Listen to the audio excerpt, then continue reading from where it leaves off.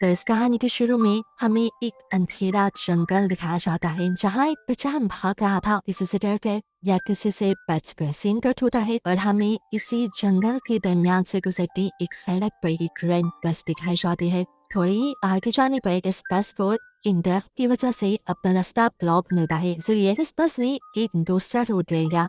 ये जाने बगैर कि आगे कोई खतरा भी हो सकता है। वहाँ पर हम कुछ स्केलेटन भी दिखते हैं और आगे जाने पर सारे दरख्त भी इर्द गिर्द से खत्म हो चुके थे। अचानक ही धुंध ने चारों तरफ से उन्हें घेर लिया था। बस में बैठे हुए बच्चे भी डर गए बाहर रोड की तरफ देखते हैं, क्योंकि एकदम से ड्राइवर को बस रोकनी पड़ी थी। उसने नीचे उतर कर देखा तो सामने एक मरा हुआ हिरन था, जिसे वो ठिकाने लगाते ही जैसे ही पीछे मुड़ा तो एकदम से शॉक रह गया। अगले ही मिनट जब वो बस में दोबारा चढ़ा तो हमने देखा कि उसके पीछे कोई आदमी था जिसने बस ड्राइवर को गन पॉइंट पर लिया हुआ था। उस सब बच्चों को भी धमकी देकर अपनी सीट पर बैठने को कहता है। सभी उसकी बात मानने लगे और एकदम से इसी बस में बैठे हुए एक बच्चे को याद आया जो उसने न्यूज में इस आदमी के बारे में पढ़ा था। वो एक सीरियल किलर था और अभी कुछ ही दिन पहले जेल से भागा था। सिर्फ यही नहीं, डरा देने वाली बात ये भी थी कि ये आदमी सिर्फ टीनेजर्स को ही मारा करता था। ये कह लें कि वो एक साइकोपैथ है। इस आदमी के कहने के मुताबिक ये लोग स्टेप करते रहे। इन्होंने अपने फोन भी विंडो से बाहर गिरा दिए और ड्राइवर अपनी बस चलाता रहा और चलते हुए ड्राइवर ने एक और साइन बोर्ड मिस कर दिया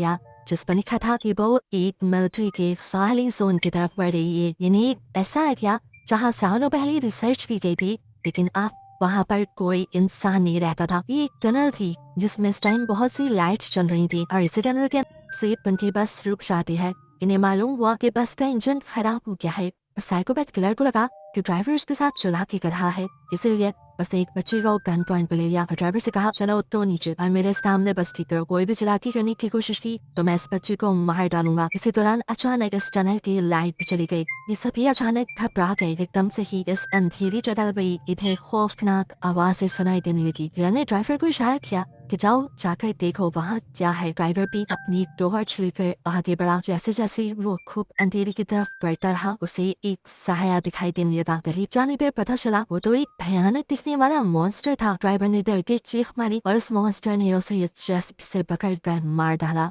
अंदर बस में बैठे हुए लोग ये सब कुछ देख रहे थे। वो किलर भी उस लड़की को लेकर जल्दी से बस के अंदर ही आ गया। वे लोग चिल्लाने लगे थे। किलर इन सबसे खामोश रहने को कहता है ताकि वो मॉन्स्टर इन्हें देख ना पाए, सुन ना पाए, और तेजी से बस स्टार्ट करने की कोशिश करता है। लेकिन यहाँ पर बस की चाबी नहीं थी। वो तो थी अभी तक ड्राइवर के हाथ में जिसे वो मॉन्स्टर मार चुका था।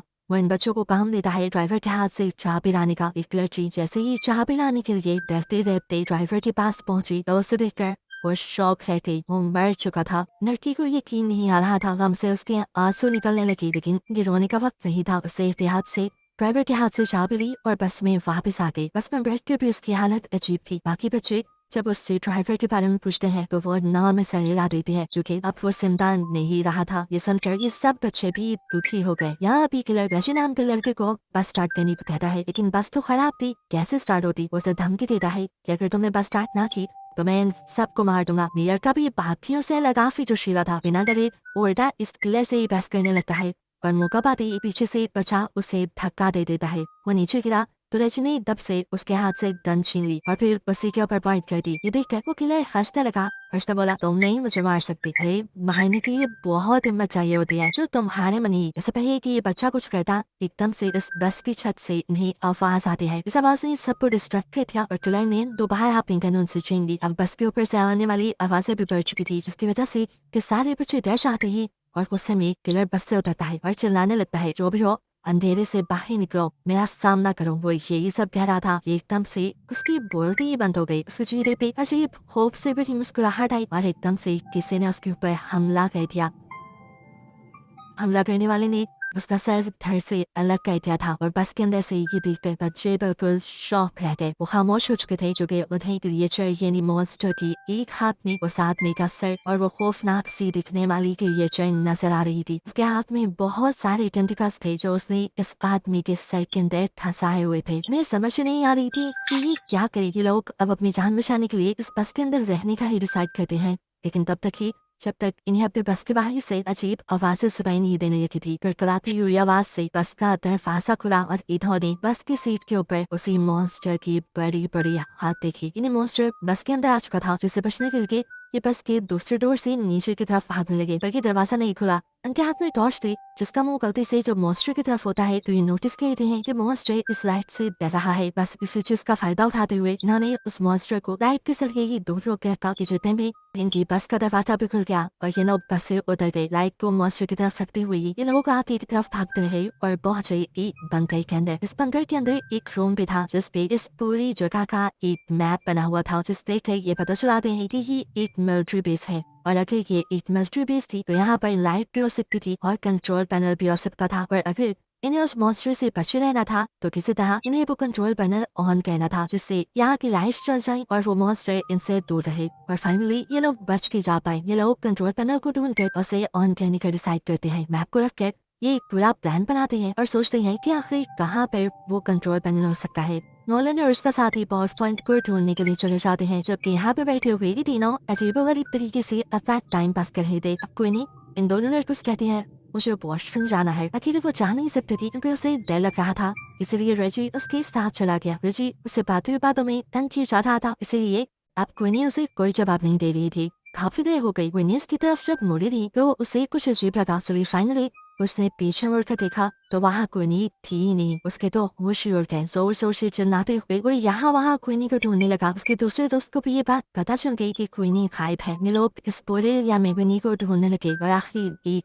ऐसी जगह पहुंचे जहाँ इन्हें क्वीनी दिख गई। लेकिन इस क्वीनी के ऊपर एक मॉन्स्टर था, एक भयानक मॉन्स्टर जो बस क्वीनी को गर्दन पे काट कर खाने वाला था। क्वीनी की अपनी हालत तो जिससे बेहोशों की तरह हो गई थी। यहाँ पर रेजी उस मॉन्स्टर को फायर दिखाकर उसे डिस्ट्रैक्ट करता है, जबकि उसका दूसरा दोस्त उसके नीचे से क्वीनी को निकालने में कामयाब हो गया। क्वीनी पर वो दोनों तेजी से यहाँ की तरफ बचकर भागने लग जाते हैं। ये सोचे बगैर कि रेजी तो उनके पीछे है ही नहीं। असल में लड़की के हाथ से मिसाइल इस मॉन्स्टर ने गिरा दी थी और वो मॉन्स्टर बस उसके ऊपर हमला करने वाला था। उसके मुंह से अजीब सी चीजें निकल कर रेजी के मुंह पे गिर जाते हैं और ये खून था। विनी और उसके दोस्त यहाँ खैर जब रेजी को देखा तो उनके होश ही उड़ गए। ये लोग का कुछ कर भी नहीं सकते थे और इससे पहले कि ये मॉन्स्टर रेजी को खा जाता एकदम से यहाँ लाइट आ जाते हैं। इसकी वजह से मॉन्स्टर डर कर रेजी को छोड़कर चला जाता है और ये लोग समझ जाते हैं कि इनके दोस्तों को आखिर जनरेटर मिल ही गया। यहाँ नोलन और उसके साथी जिन्होंने ये जनरेटर ढूंढकर ऑन किया था, उन्हें ये पास में एक कमरा मिला जिसमें एक डेड बॉडी पड़ी हुई थी और साथ ही बहुत सारी पिक्चर और नोट्स भी थे। इन नोट्स में सिर्फ इसी क्रिएचर के बारे में इंफॉर्मेशन थी। ऐसा लग रहा था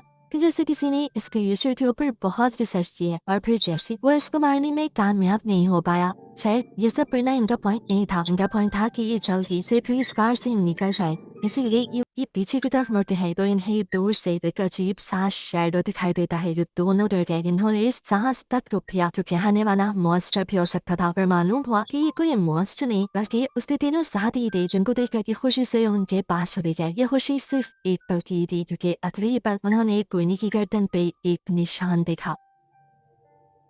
वो जख्म था, बहुत गहरा जख्म जिसके अंदर से खून निकल रहा था। ये उस मॉन्स्टर के काटने की वजह से हुआ था। ऐसा भी हो सकता था कि अब क्वीनी इन्फेक्टेड होकर उस मॉन्स्टर में बदल जाए। उनमें से कहता है कि शायद हमें क्वीनी को साथ नहीं रखना चाहिए, लेकिन ये लोग ऐसा नहीं करते। ये क्वीनी को साथ ही रखते हैं। उसके साथ आके क्या होने वाला है इस चीज की इन्फॉर्मेशन लेने के लिए ये दोबारा उसी कमरे में जाते हैं जहाँ पहले उन्हें बहुत से नोट्स मिले थे उस मॉन्स्टर के बारे में। वहाँ पड़े हुए बहुत से नोट्स में से वो एक नोटबुक उठाते हैं और उसे पढ़ना शुरू करते हैं। ये टीआरटी की कहानी थी जिसे अपनी बहन के साथ नई नई जगहों को एक्सप्लोर करना बहुत अच्छा लगता था। और ऐसे ही ये लोग एक दिन एक्सप्लोर करते करते इस मिलिट्री बेस तक आ गए। वो था जिसने कहानी लिखी थी वो यहाँ के मैप को गौर से देखता रहा और पीछे ही रह गया, जबकि उसकी बहन आगे आगे बढ़ती रही और एकदम से वो शॉक हो गई जैसे उसे दिल के अंदर कोई अजीब चीज नजर आई हो। पीछे जो उसका भाई क्या था वो जैसे ही उसकी तरफ दिखता है तो बहुत देर हो चुकी थी। टनल के अंदर से चीखने चिल्लाने की आवाज आ रही थी। इससे वो खुद भी डर गया और अंदर जाकर अपनी बहन को बचाने के बजाय वो जंगल की तरफ भागने लगा ताकि वो अपनी जान बचाकर यहाँ से जा सके। ये वही सीन है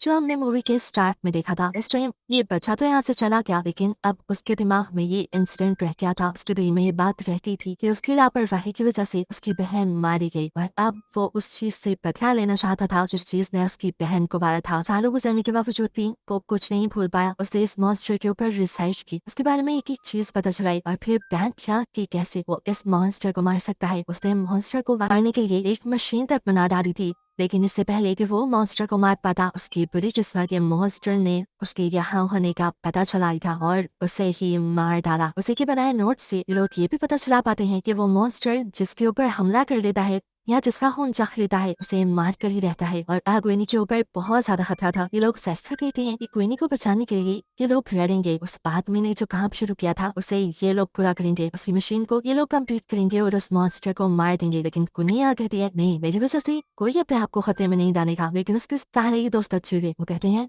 नहीं, हम सारे यहाँ से जिंदा ही बचकर निकलेंगे। ये सोचकर ये सभी एक दूसरे को करने लगाते हैं और फिर एक साथ अपने प्लान पे वर्क करना शुरू कर देते हैं। कुछ देर की मेहनत के बाद ये लोग उस आदमी की बनाई मशीन को मुकम्मल कर भी लेते हैं जो अब पूरी तरह काम कर रही थी। ये देखकर ये लोग बहुत खुश हुए। लेकिन अभी मेन काम बाकी था, उस मॉन्स्टर को इस मशीन के सामने लाना, जिसके लिए ये लोग एक ट्रैप बनाते हैं। क्वीनी के खून से भीगे हुए कपड़े ये लोग एक खाली जगह पर रख देते हैं ताकि उसे सूंघते हुए वो के वहां तक आ जाए। थोड़ी दूरी पर उन्होंने क्वीनी को भी खड़ा किया हुआ था ताकि मॉन्स्टर सही जगह पर आए और ये लोग फिर लाइट जलाकर उसे मार दें। इनके प्लान के मुताबिक वो मॉन्स्टर इनके सामने आया भी। खुशबू सूंघते हुए उसने क्वीनी के कपड़े भी उठाए, लेकिन ये क्वीनी नहीं थी। वो जान गया था कि इसी टाइम पर नोलत को वो ट्रिगर नीचे करना था, लेकिन बदकिस्मती से वो ट्रिगर फंस गया और ऐसे मॉन्स्टर क्वीनी को ढूंढते हुए उसके पीछे आ गया। इससे पहले क्यों क्वीनी के ऊपर हमला कर देता, ठीक वक्त पर वो लोग उस मशीन का ट्रिगर ऑन कर देते हैं और बहुत सारी लाइट उस मॉन्स्टर पर पड़ने पर मॉन्स्टर क्वीनी को छोड़ देता है। क्वीनी पर उसकी दूसरी साथी तेजी से भागते हुए टनल से बाहर निकल आते हैं और यहाँ बेटी का साथी तेजी से भागते हुए उस मॉन्स्टर के पेट में स्टैब कर देता है। लेकिन इनकी बदकिस्मती या उनकी इस बात ने मॉन्स्टर का कुछ नहीं बिखारा था। अब इन लोगों के पास बस यही हल था, ये लोग अपनी जान बचा के यहाँ से भागे। हाथों में मशाल लिए ये लोग बाहर की तरफ भागते रहते हैं, लेकिन अब मॉन्स्टर इनके पीछे पीछे था। वो दोनों लड़कियां दो तब की टनल से बाहर निकल गई थी। टनल से बाहर निकलते ही उन्होंने सुकून का सांस लिया और पीछे देखा जहाँ अभी तक उनके दोस्त आ रहे थे और अब उनके सामने मॉन्स्टर भी खड़ा था। प्यार से